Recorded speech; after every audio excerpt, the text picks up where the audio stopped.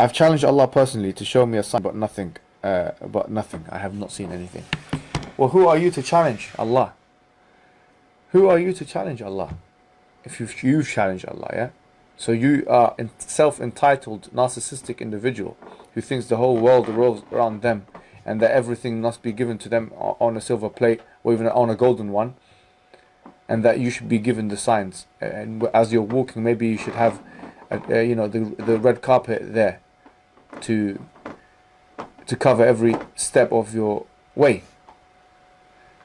This shows a narcissism that is probably a byproduct of the individualistic culture that you have been absorbed into, which once again links into ontological liberalism and these things.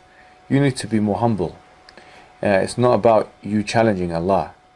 It's about you challenging yourself, and challenging yourself to come to the truth, and asking yourself what the truth is, and begging Allah to help you. And it might not be today, and it might not be tomorrow, but one day you have to have as much faith in Allah as you have in your own confidence, by the sounds of your questioning.